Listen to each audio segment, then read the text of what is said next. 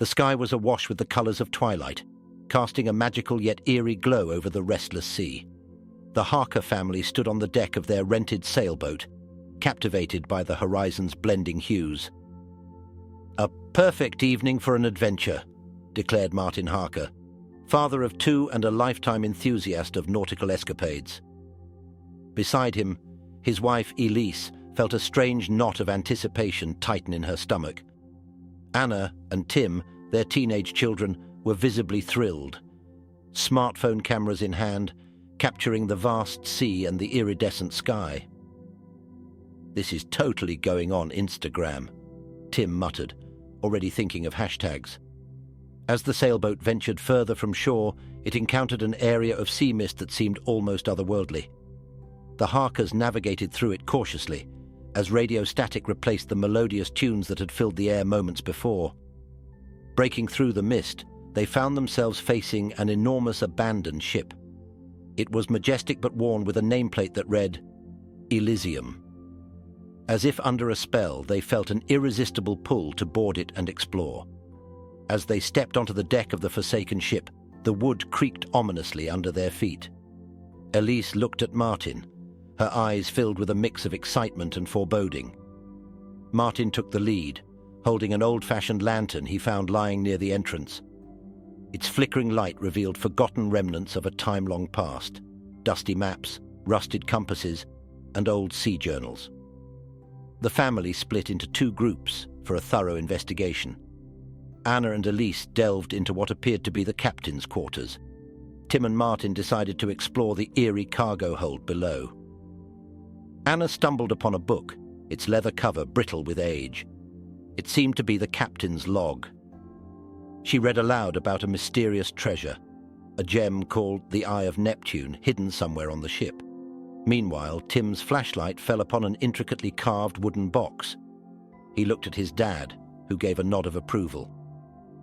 With bated breath, they opened it. Inside was an ornate compass that seemed to have a life of its own, its needle spinning wildly. Back on the main deck, the family reunited to share their findings. Anna spoke excitedly about the captain's log and the hidden treasure, while Tim unveiled the enigmatic compass. Martin examined the compass closely and felt a strange vibration when his fingers touched the needle. "I think this compass is linked to the Eye of Neptune," he mused. Elise, the voice of caution, reminded everyone of the weight of their discoveries. "We're dealing with unknown forces here," she said, her eyes surveying the shadowy corners of the ship. Suddenly, the ship shuddered, as if awakened by their discussions. It was then that they realized they were no longer anchored to their original spot. The Elysium had begun to move, seemingly with a will of its own. Gazing at the night sky, they noticed constellations rearranging themselves into a nautical chart. It seemed the heavens themselves were guiding them toward an unknown destination. As dawn approached, a curious island appeared on the horizon. It was unlike any land they had seen, with lush, peculiar foliage and mountains that seemed to touch the sky. "This must be where the Eye of Neptune is hidden," Martin declared. But Elise, always perceptive, pointed out that the island emanated an aura of sacredness and mystery. The ship anchored itself near the island as if obeying an invisible command. With backpacks filled with essentials, the Harker family set foot on the island, each step crunching on a mix of colorful shells and exotic stones. Following the compass's whimsical guidance, they reached a cave adorned with ancient nautical symbols. Tim noticed that one symbol matched a carving on the compass. As they ventured deeper into the cave, the walls seemed to close in, and the air turned thick with suspense. Just when they thought they could go no further, they reached a chamber lit by an ethereal glow. The chamber was circular, its walls adorned with exquisite murals depicting legends of the sea. In the center stood a pedestal, and on it rested a mesmerizing gem, the Eye of Neptune. "It's more beautiful than I could have ever imagined," Anna whispered, her eyes reflecting the gem's dazzling light.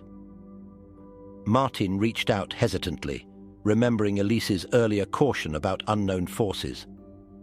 As his fingers touched the gem, the entire chamber lit up, as if acknowledging the presence of worthy adventurers.